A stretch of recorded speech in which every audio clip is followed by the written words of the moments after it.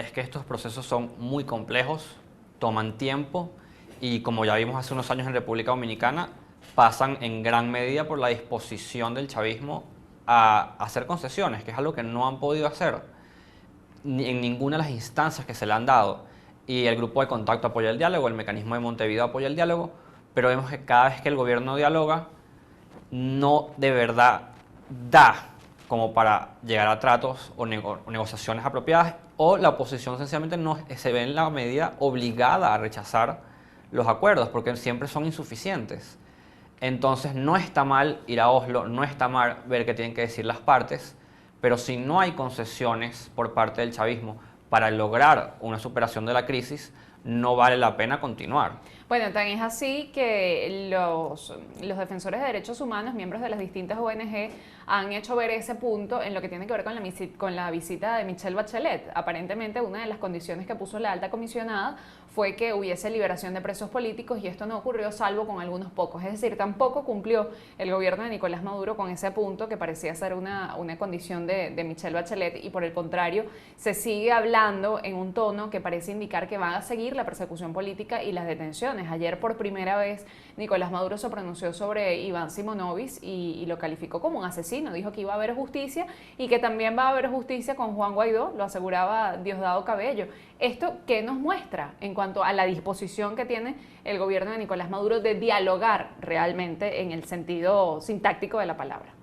Bien, en los medios diplomáticos el tema de los compromisos, o sea, incluso los compromisos verbales, es muy importante.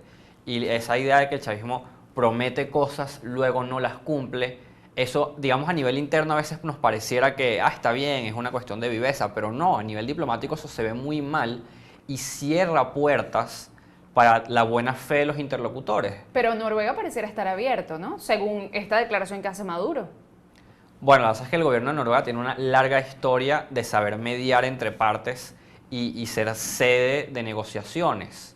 Y como dije, mientras haya disposición al menos a considerar ciertas concesiones, no está mal ir, porque de todas maneras ir no es aceptar. Y lo que ha dicho el presidente Guaidó en el momento en que hablaba, digamos, un poco más positivamente de estos contactos, es que estos contactos no significaban detener las otras políticas. Se sigue buscando presión, se sigue llamando a más sanciones a los funcionarios del gobierno, mientras se hace esto en paralelo. Entonces una cosa no está quitando la otra, que es lo más importante, que es no permitir que el diálogo se convierta en una excusa para detener las otras acciones en contra del chavismo. Claro, pero bueno, eso no es lo que opinan todos los grupos de la oposición. Esta semana María Corina Machado insistía en que asistir a cualquiera de estas instancias de diálogo, específicamente la de Noruega, era darle oxígeno al gobierno de Nicolás Maduro, y que además eso estaba incidiendo en cómo la comunidad internacional veía el conflicto venezolano. Ella decía que ve en estos momentos a una comunidad internacional confundida,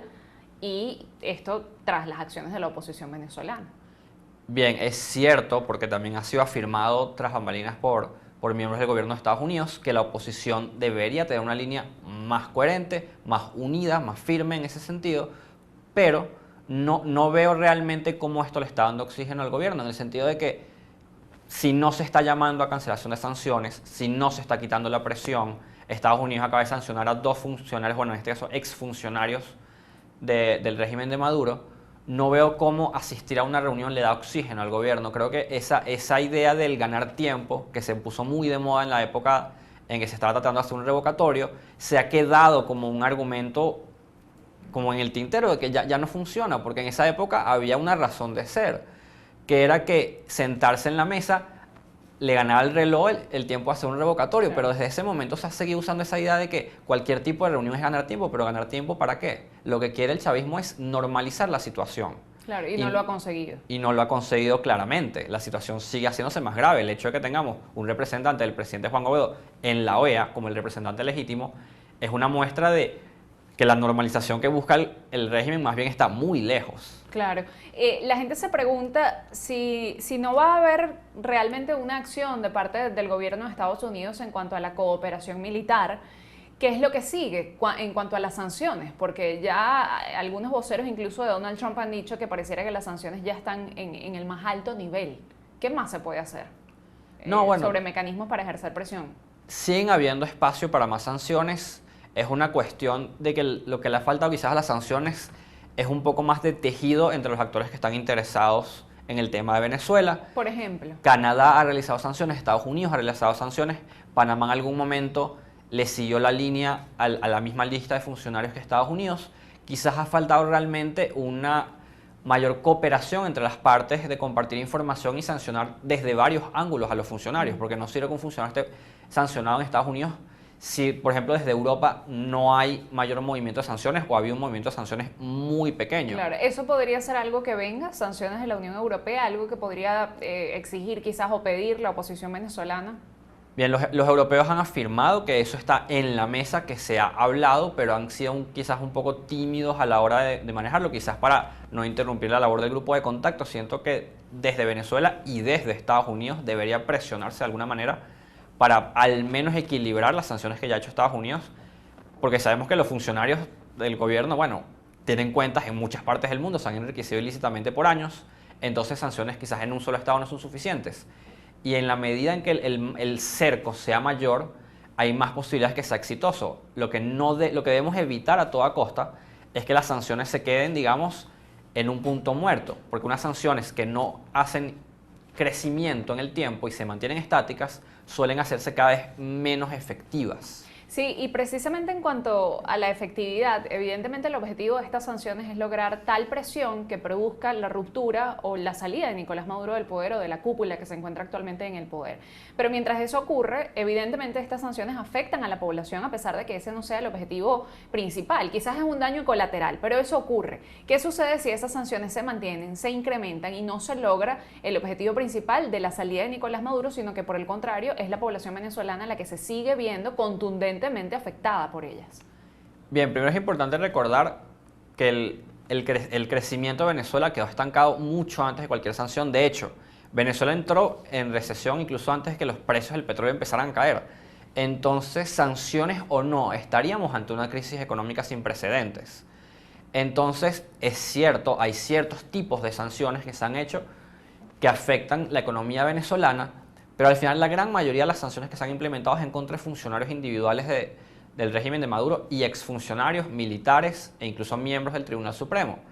Siento que este tipo de sanciones que en verdad han faltado por parte de otros estados pueden poner más presión. Otra forma de poner presión que ya se ha estado implementando y la oposición venezolana ha sido muy activa al respecto es seguir trabajando en reconocimientos del presidente Guaidó. Y tomar espacios en la comunidad internacional. Exacto, en la medida en que se puedan tomar más espacios, lo cual es un proceso, no es solo que el Estado reconozca al presidente Guaidó, sino que ese Estado permita a los funcionarios del gobierno de Guaidó tomar las embajadas, seguir tomando espacios. Eso puede seguir poniendo presión, porque como dije al principio, esto es una carrera por no normalizar la situación.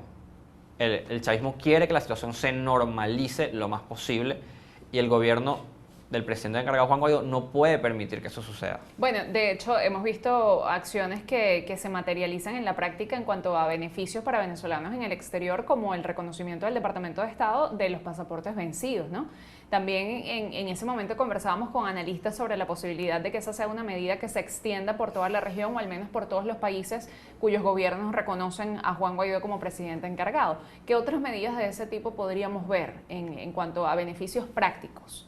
Bien, en el Congreso de los Estados Unidos, aparte de esas medidas, se han estado explorando otras medidas para favorecer a los venezolanos. Sabemos que Estados Unidos ha tenido a través del tiempo muchos programas para favorecer a perseguidos por temas de derechos humanos.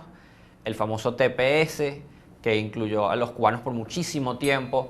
Hay otra serie de medidas que afectan positivamente a centroamericanos también. Entonces, hay muchos, digamos, mecanismos que ya están hechos en estructura. Sencillamente hay que discutir y presionar para que las legislaciones en la región las apliquen y ayuden a los venezolanos a proteger sus derechos, a acceder más fácil a empleo y toda esta serie de cuestiones que los migrantes en cualquier estado del mundo suelen tener problemas. Iván, ¿qué tan recomendable, ya tenemos que ir cerrando la entrevista, pero qué tan recomendable sería en función de seguir ganando espacios y de seguir ejerciendo presión desde la comunidad internacional y también internamente, el que Juan Guaidó designe un canciller? Eso además lo han adelantado en las últimas horas que podría ocurrir, que estaría planteándose. Bien, nombrar un ministro de Relaciones Exteriores quizás daría un poco más de orden a todos los esfuerzos diplomáticos. Sabemos que es bastante complicado coordinar las misiones que ya tiene el presidente Guaidó, sobre todo considerando que no se cuenta con los recursos propios de un Estado. Muchos de los diplomáticos no tienen sede, están trabajando, digamos, con bastante compromiso, con bastante civismo, pero es difícil organizar un cuerpo diplomático, por pequeño que sea, sin una figura central. El presidente Guaidó obviamente está dirigiendo las acciones, pero está ocupado en muchísimos frentes. Claro, ¿cuáles serían entonces las tareas de ese canciller? De alguna manera, coordinar tanto las misiones bilaterales que han sido aceptadas como las multilaterales, que en este caso son la OEA, el Grupo de Lima y el Banco Interamericano de Desarrollo, y de alguna manera coordinar la respuesta del gobierno de Guaidó hacia dónde pedir que se aumente la presión, a qué espacios buscar, qué actores tratar de traer a la mesa. Esa sería la labor de un canciller del presidente Guaidó. Debería estar entonces, por supuesto, fuera de Venezuela, ¿no? Evidentemente. Sí, sería lo más lógico. Lo más